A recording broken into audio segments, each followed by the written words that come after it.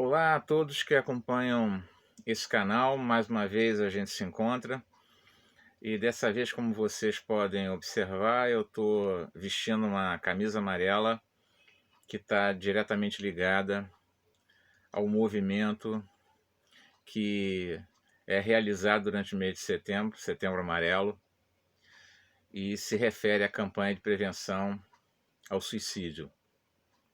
Essa é uma questão muito séria que envolve para algumas pessoas um verdadeiro tema quase que tabu, difícil de ser encarado, afetando boa parte da humanidade, especialmente o público jovem que vem sofrendo bastante com esta questão.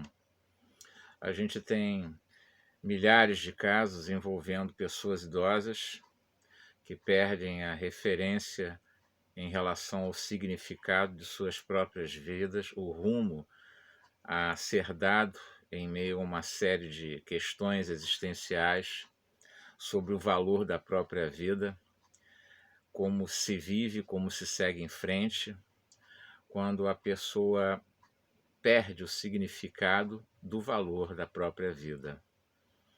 Como esse assunto é um assunto bastante extenso, a gente vai abordar aqui alguns aspectos para que a gente possa levantar, gerar uma reflexão que ajude as pessoas a pensarem sobre si mesmas, sobre questões que podem ter levado as mesmas a pensar em suicídio ou tentar praticar o suicídio. Isso afeta todos os familiares envolvidos diretamente com a vida da pessoa que pratica o suicídio ou pensa em realizar tal prática.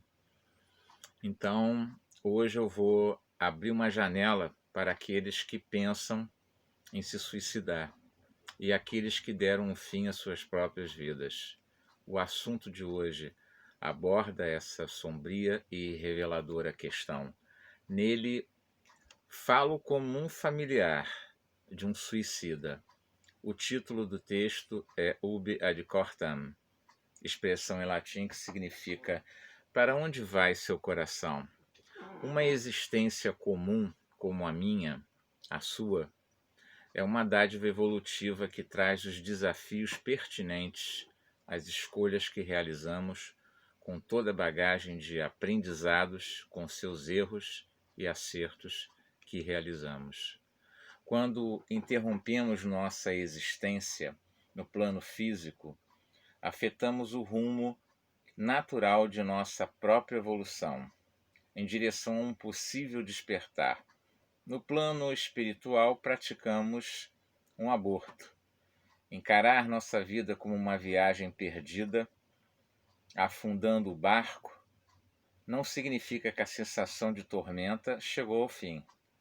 Quando nos sentimos massacrados pela dor que não se suporta em nosso coração e excluímos nossa existência com a ilusão de que a dor também pode ser excluída, deixamos de nascer. Para o que resta por viver, deixamos de ser. Daí a referência do suicídio como um aborto. A gente interrompe a nossa evolução nessa existência. Uma evolução que cumpre uma série de exigências em relação às dores, aos problemas, às questões, aos desafios de nossa própria vida. E muito em cima das escolhas que realizamos. Existem muitas questões que surgem na nossa jornada que são, na verdade, resultado de nossas escolhas. A maneira como lidamos com as nossas crenças, o resultado de nossas ações em relação a essas crenças, os nossos pensamentos, as emoções resultantes desses pensamentos e as ações que nós praticamos e o resultado delas em nossas vidas. A triste saída do suicídio ela é lentamente construída quando acreditamos em inevitáveis derrotas que nos farão sentir encurralados, sem qualquer chance de encontrar uma rota que liberte nossa vida de sombrios tormentos e nos conceda esperança, alento. O crescimento de casos de depressão instaladas na infância, na adolescência e que despontam nas histórias de jovens que pensam em suicídio de forma recorrente requer uma atenção aguçada por parte dos familiares que estão presentes na vida desse público infanto-juvenil. A depressão, que é uma doença crônica que tem base biológica para o seu aparecimento e desenvolvimento, pode vir camuflada ou disfarçada de inquietação, impulsividade, rebeldia, condutas antissociais, preocupações somáticas, fugas, requerendo acompanhamento especializado. Nessa faixa de idade, em pelo menos 20% dos pacientes, existe o risco de surgirem distúrbios bipolares, nos quais fases de depressão se alternam com outras de mania, caracterizadas por euforia, agitação psicomotora, diminuição da necessidade de sono, ideias de grandeza e comportamentos de risco. Certos familiares, por absoluta ignorância, não entendem a depressão como doença, mas como algo que é para os fracos, ou aqueles que dispõem de tempo para perder. Tais convicções turbinam o desamparo dos jovens afetados por esse mal.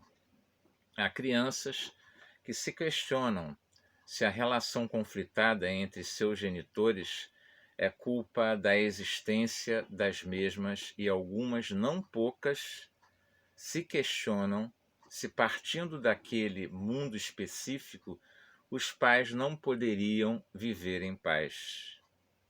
Ambientes familiares desajustados podem funcionar como um gatilho para uma predisposição ao desenvolvimento de quadros de depressão. Segundo o professor Rodrigo Machado Vieira, que é titular de psiquiatria da Universidade do Texas, nos Estados Unidos, de cada 10 casos da doença, 7 ocorrem antes dos 24 anos. E o cérebro juvenil é o mais vulnerável a essa enfermidade. Neste sentido, a adolescência é uma das fases da vida mais suscetíveis à eclosão da depressão. A incapacidade de encontrar a esperança no futuro é uma das maiores consequências da doença. Há um estado de torpor para o qual a pessoa se sente impotente para mudar sem conseguir compreender de onde vem esse estado, que pode ser devastador. Há jovens que relatam o seguinte: bem, olha, começou com uma vontade de parar de ir para a escola era boa e os colegas também. Essa vontade simplesmente me invadiu. Há familiares que julgam o estado de desmotivação do jovem para a vida como irresponsabilidade, birra, envolvimento com drogas psicoativas que alteram o funcionamento do sistema nervoso central, más companhias, sem conseguir enxergar que há algo orgânico envolvido na manifestação dessa conduta de desinteresse. Jovens portadores desse estado pontuam: tem gente que pensa que você não quer nada, é um preguiçoso. E quando te apontam isso, você acaba pensando o pior de si mesmo. E tudo vai piorando mesmo com o passar do tempo. Em um mundo globalizado, os adolescentes provavelmente nunca estiveram tão sós como agora. Nesse paradoxo, os meios de comunicação que estimulam o entretenimento e o escapismo acabam por distanciar o jovem de uma comunidade em que se sinta acolhido para refletir de forma crítica sobre medos, angústias, inseguranças, ideias perturbadoras que surjam em seu íntimo. A falta de significado para viver, que o sociólogo Durkheim chamou de anomia, quando ele se referiu a um estado de carência de sentido que antecede o suicídio. Há muitos jovens que vivem uma constante montanha-russa emocional e sofrem com a instabilidade no enfrentamento dos desafios mais básicos da vida.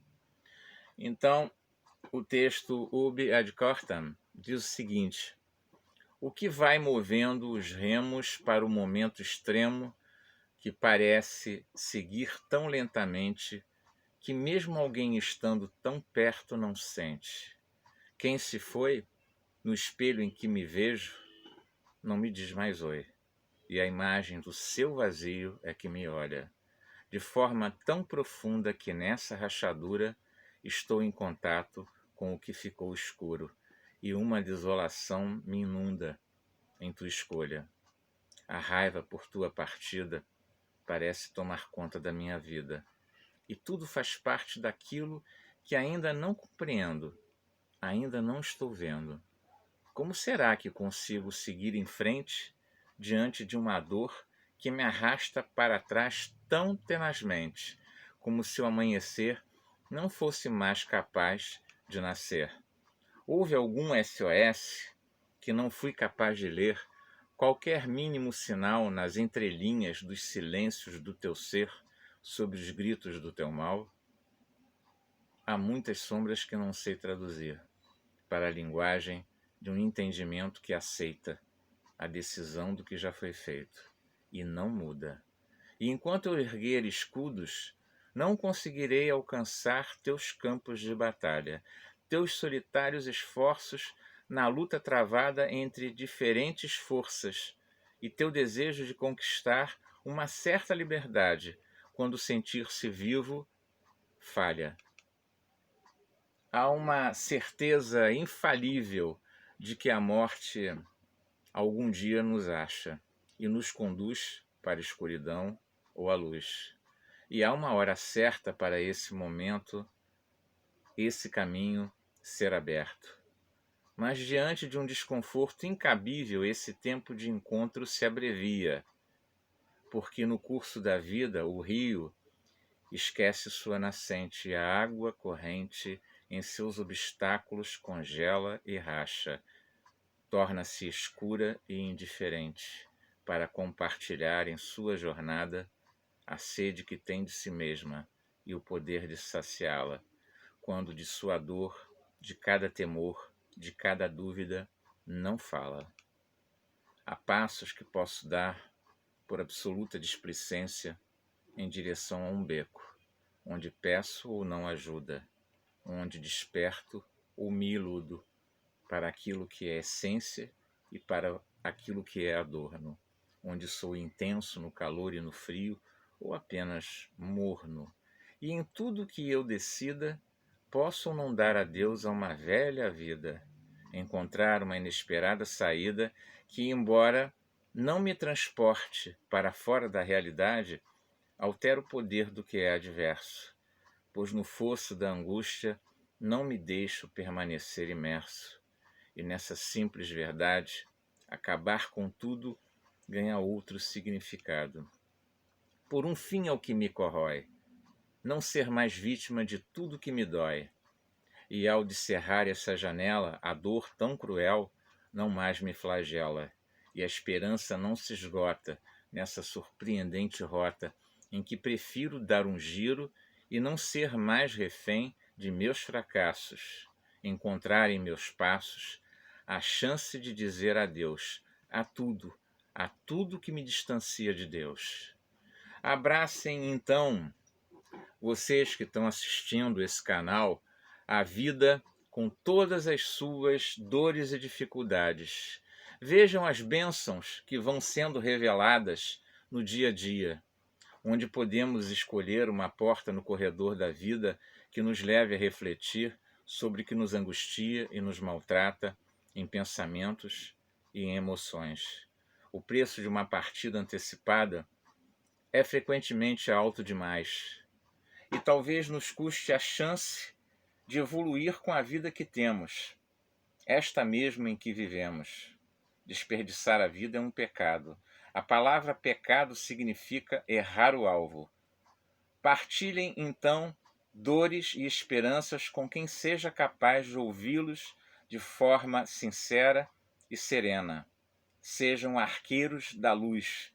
Acertem o alvo, que é viver a vida da melhor forma possível, exatamente como somos e com o que temos. Fiquem em paz. Obrigado.